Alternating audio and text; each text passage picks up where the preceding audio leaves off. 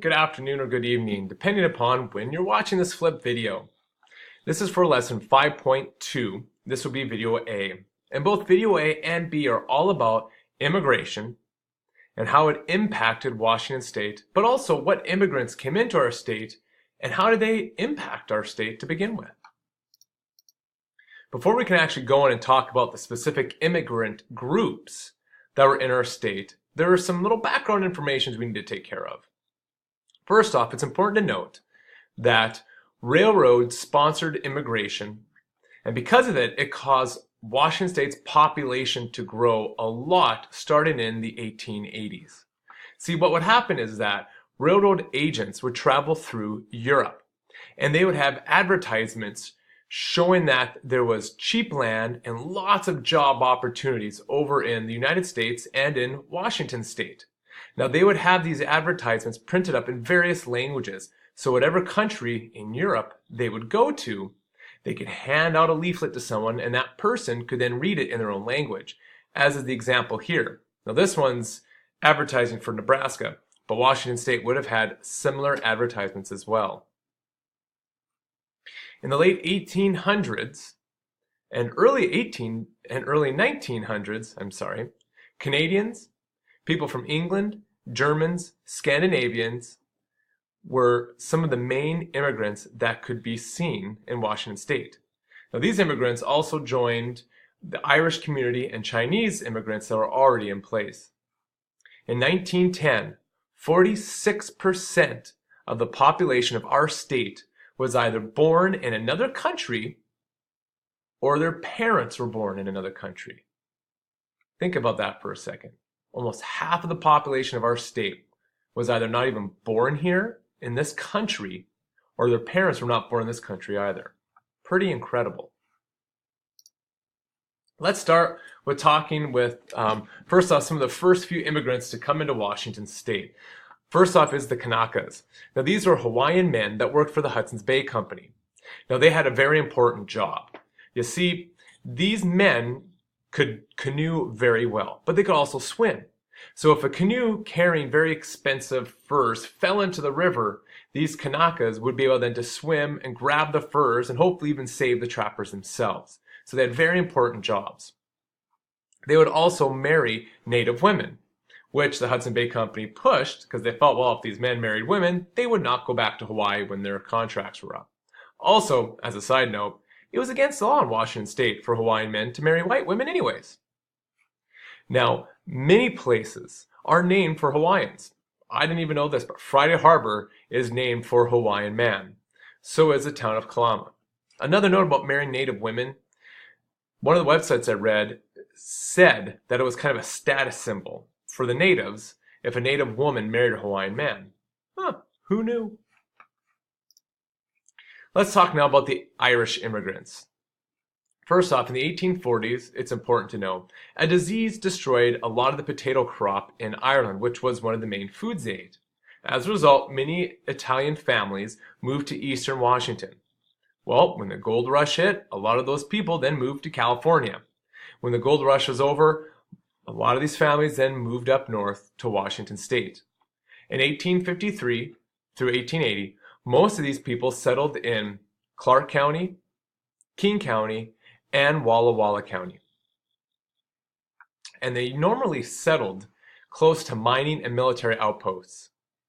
Now, some of these peoples were farmers, as in Walla Walla, where they had some of the first farming communities in the Columbia Basin.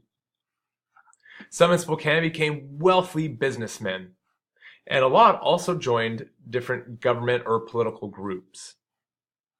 The Irish immigrants didn't just come to settle for labor jobs, but they sought an economic opportunity to become wealthy, as did most immigrants that came over. Another early immigrant group that came into Washington State were Chinese immigrants. In the mid-1800s, the Chinese government was near collapse. Well, they had war to deal with, famine, floods, horrible things to have to deal with. As a result, a lot of men came over to find work to send money over to their families who didn't have any money to pay for food. Now, these men were paid very low wages, as we learned about with the railroads. They took jobs such as washing clothes, cooking, really demeaning low jobs. They also, as mentioned, helped to build the transcontinental railroads. Now, these immigrants were treated very unfairly. First off, they were not allowed to vote. Also, they could not testify in a court case that involved an American or a white person.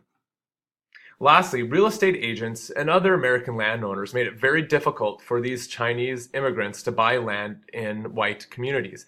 As a result of this, Chinatown in Seattle was created. Now, this also was out of a sense of security and being able to be with people who were similar to you, which I think a lot of people would end up doing. But it didn't help that real estate agents weren't allowing these immigrants to find homes elsewhere.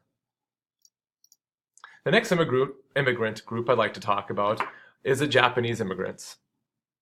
Now, in Japan, there was a change of government from the feudal system to a more modern type of government system. Now, I'd like to tell you real quick what feudalism is. It is a social system which existed in medieval Europe, but also in Japan, in which people worked and fought for nobles. And then these nobles gave these peasant people protection and land in return. So they changed from a feudal system to a more modern system of government. And this was very hard on these peasants. So again, as a result, a lot of these peasants came to Washington State. Now, something we'll talk about in the next video has to do with the Chinese Immigrants and Chinese Exclusion Acts, which kicked the Chinese out of our country and specifically Washington State. Now, because a lot of these laborers were gone, the Japanese immigrants came in to fill the void when the Chinese workers left. And the Japanese immigrants worked on, you guessed it, the railroad, farming, logging, mining, and fish processing. Now, immigration companies, who again were advertising for Japanese workers to come over, painted the Pacific Northwest as a place with money trees. Not quite.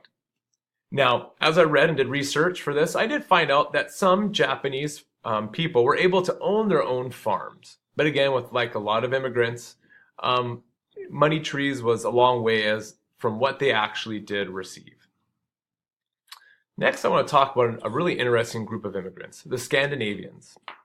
Now, this included people from Norway, Sweden, Finland, and Denmark. They were attracted to Washington State for a few different reasons. First was the climate, but also the geography.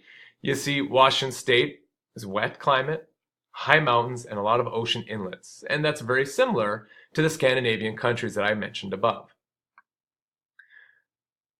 Puget Sound was a big area where a lot of these people came into. Actually, Poulsbo was started by a man named Ole Stubb, who was of Scandinavian descent. By 1910, 12% of the population of Washington State was of Scandinavian descent as well. And these people had a big hand, first off, in James Hill's railroad. He found that they were great workers. They had a huge hand in farming, in the lumber industry, such as Enumclaw's White River Lumber and Shingling Company, shipbuilding, where they helped to build warships, yachts, racing boats, and also fishing, where they played a very dominant role in different aspects of the fishing industry in our state. Here actually is a picture of Poulsbo, and here's the Enumclaw lumber mill I was referring to. German immigrants settled the Palouse region, which if you take a look at our Washington State map, was in the southeastern part of the state. And they helped to develop the wheat industry in eastern Washington. However, German immigrants didn't just stick to farming. They also became wealthy businessmen too, and they helped to found different cities. For example, we have Bellingham was founded by a man of German descent. But the German music, different customs, food, and language of these people helped to enrich our own culture. And that's just not said with the German immigrants. It's also said of all the immigrants I've mentioned so far. All those people have worn off on our own culture and helped to contribute to what we are now as a state. Lastly, the Italian immigrants were some of the last immigrant groups to come into Washington State. But they did have a huge hand in a lot of the construction that you can see around our state, such as water and sewer lines, different buildings.